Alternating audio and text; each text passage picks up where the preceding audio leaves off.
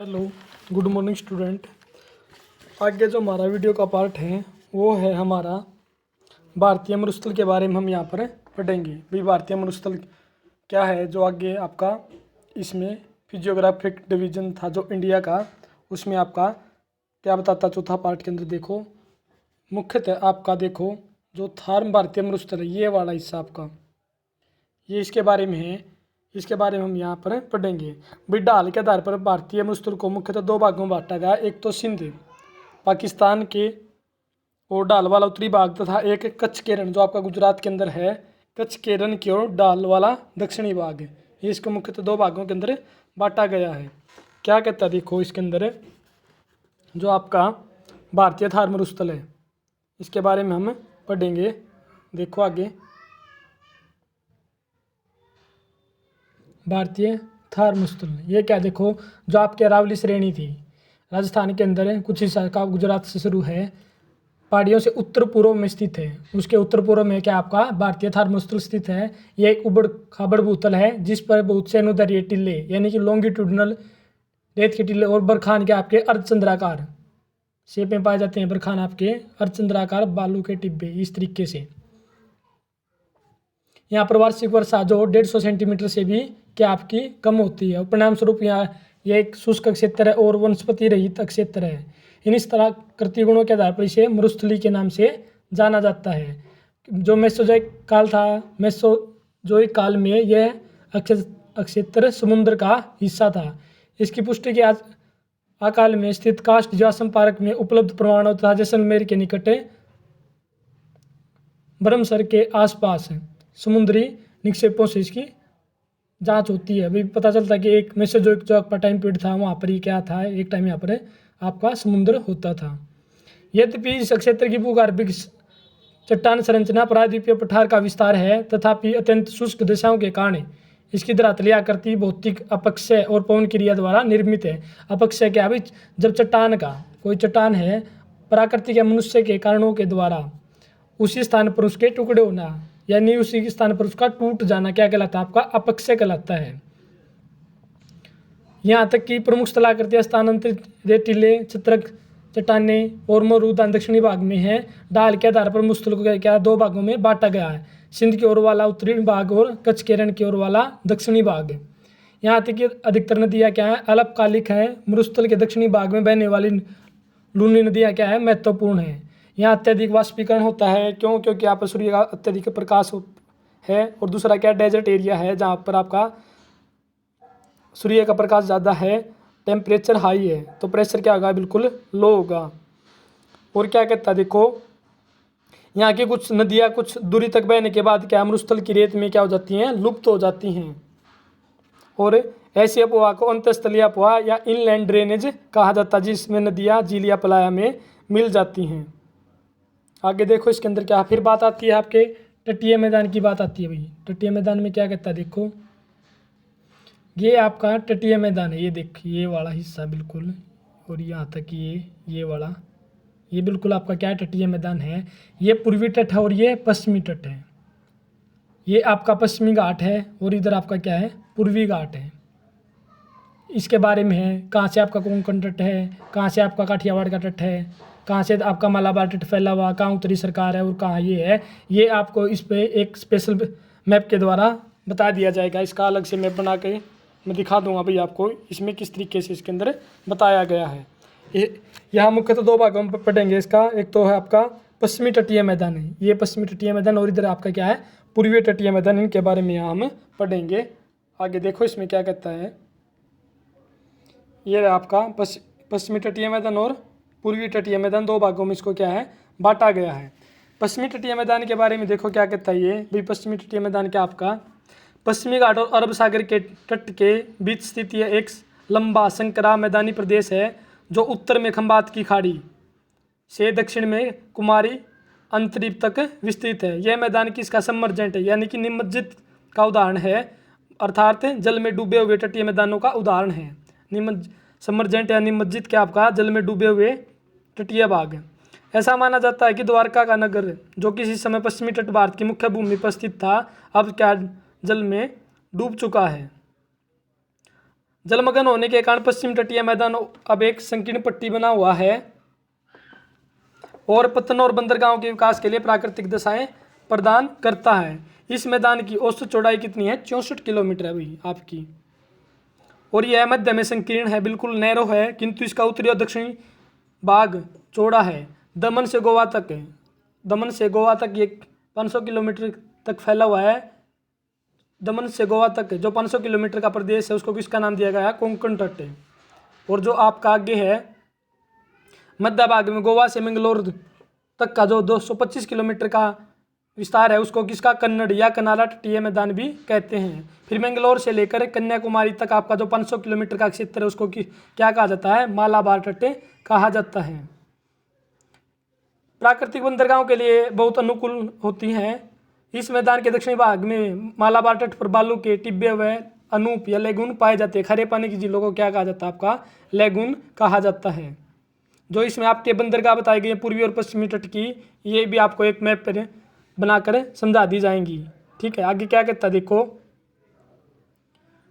इन अनूपों को स्थानीय भाषा में कयाल कहा जाता है। कयाल क्या? खारे पानी की झीलें होती हैं जिन्हें बालू की रोधिका तथा भूजीय समुद्र से अलग करती हैं।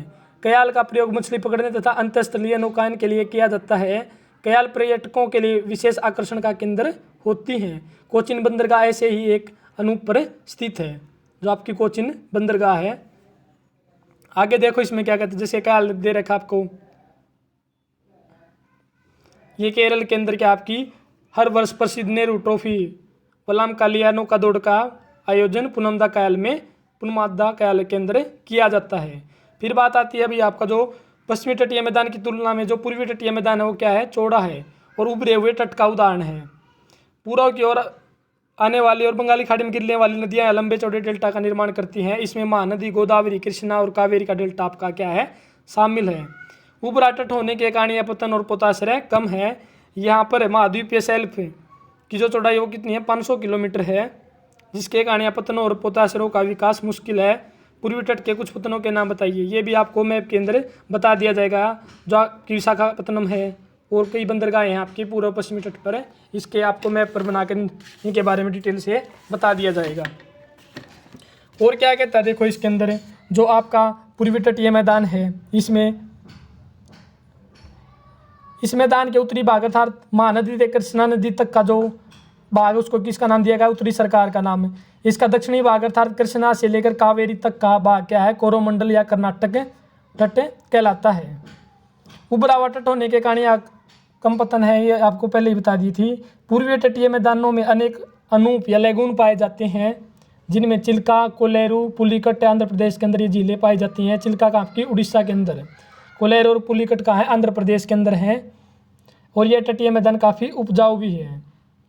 आगे क्या कहता है देखो, पूर्वी और पश्चिमी तटीय मैदानों में अगर हम तुलना करें, अगर इन दोनों के अंदर हमें कंपैरिजन देखें भाई किसके अंदर आपका क्या है, इधर आपका क्या है?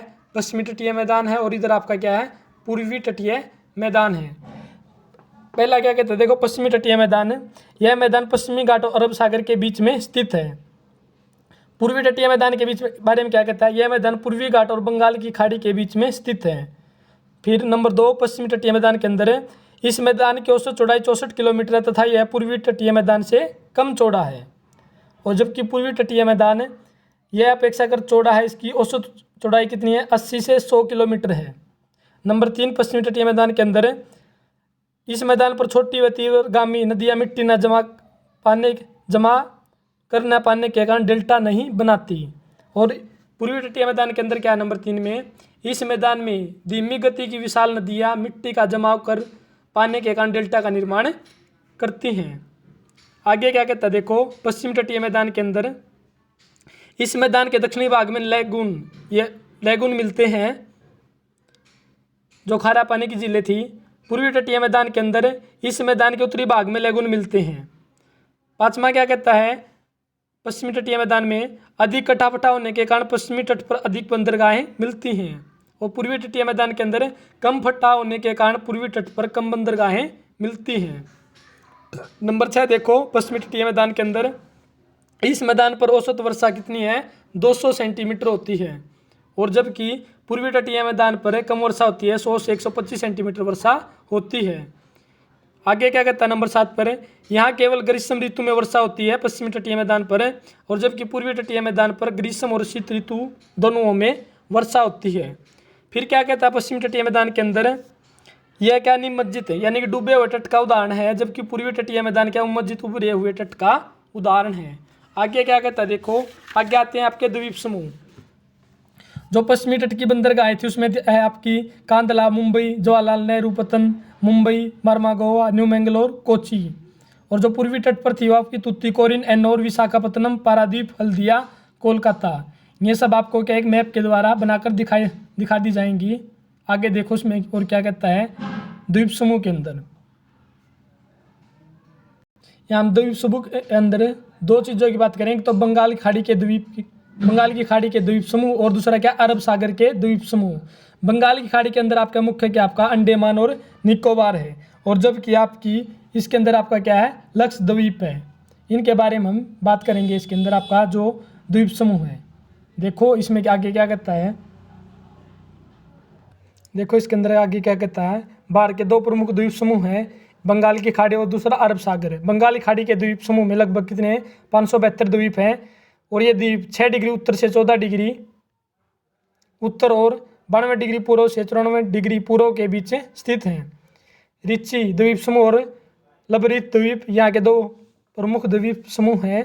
बंगाल की खाड़ी के द्वीपों को दो श्रेणियों में बांटा गया है। उत्तर में आपका क्या अंडमान और दक्षिण में आपका क्या है निकोबार। ये द्वीप समुद्र में जलमग्न पर्वतों का हिस्सा है। कुछ छोटे द्वीपों की उत्पत्ति ज्वालामुखी से भी हुई है। बैरन आइसलैंड नामक भारत का एकमात्र क्या सक्रिय ज्वालामुखी है, जहाँ पर ज्वालामुखी घटनाएं क्या है लगातार रूप से घट रही हैं। बैरन द्वीप और दूसरा क्या है नारकोंडम द्वीप है, जो पोर्ट ब्लेयर के उत्तर में स्थित हैं। ये द्वीप असंगठित कंकड़ पत्थर और गोलासमों से बना हुआ है। और इसके अंदर हम बात करें, जो ये द्वीप है बंगाली खाड़ी के, ये 300 किलोमीटर की लंबाई में एक अर्धचंद्राकार आकृति में फैले हैं। इनका क्षेत्रफल कितना है 8300 वर्ग किलोमीटर है, 8300 वर्ग किलोमीटर स्क्वायर है। आगे क्या कहता है देखो, निकोबार द्वीप के उत्तरी भाग को कार निकोबार और दक्षिणी भाग को महान निकोबार कहा जाता है। महान निकोबार के अंतिम बिंदु को इंदिरा पॉइंट कहा जाता है। यह भारत का सुदूरतम दक्षिणी बिंदु है। आगे क्या कहता है देखो, जो बैरन द्वीप था आपका एकमात्र सक्रिय ज्वालामुखी था, जो निकोबार द्वीप समूह के अंदर स्थित है। अंडमान और निकोबार द्वीप समूह गहरे समुद्र द्वारा अलग किए जाते हैं। अंडमान और निकोबार द्वीप समूह कितने डिग्री चैनल द्वारा अलग हो रहे हैं 10 डिग्री चैनल द्वारा अलग हो रही हैं, क्योंकि यह 10 डिग्री उत्तरी अक्षांश से कनसाइड क्या है लगता हुआ है। आगे क्या कहता है देखो, यहाँ की जो आपकी प्रमुख चोटियाँ बताई गई हैं आपको, इस द्वीप समूह के मुख्य चोटियाँ जो आपकी सैडल पीक उत्तरी अंडमान में 738 मीटर ऊंची है। फिर माउंट डिओवोली मध्य अंडमान में 515 मीटर, माउंट कोयाब दक्षिणी अंडमान 460 मीटर, और माउंट थुइलर या ग्रेट निकोबार में 642 मीटर शामिल, इसके अंदर ये सब शामिल है। फिर बात आती है आपके जो पश्चिमी तट के साथ लगता है वो आपका अरब सागर के अंदर जो आपके द्वीप समूह है, उनके बारे में देखो क्या कहता है ये।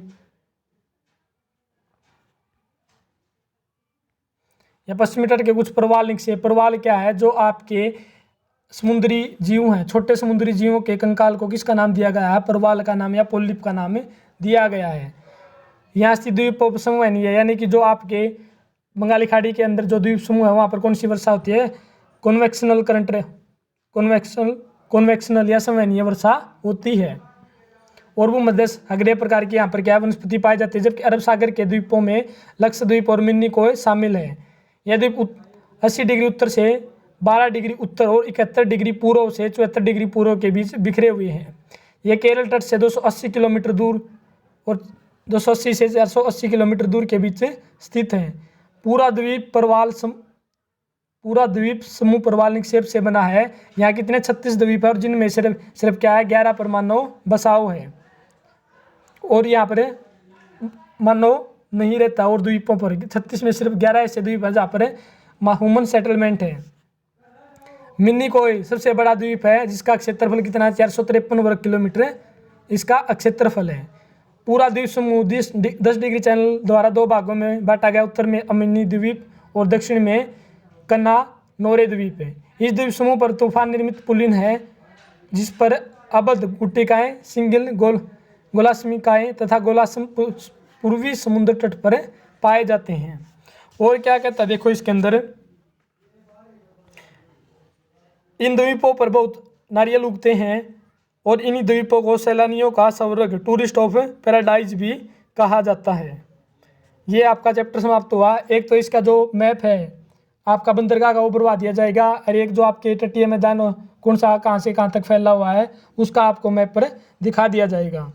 और इन सारी चीज़ों का जितना हो सका मैं आपके ऊपर इनकी चीज़ों के नोट्स बना रहा हूँ, वो जल्दी आपको क्या है प्रोवाइड करवा दिए जाएंगे, क्योंकि ये फिजिकल पार्ट है भाई, जिसको क्या है समझाना बहुत ज़रूरी है।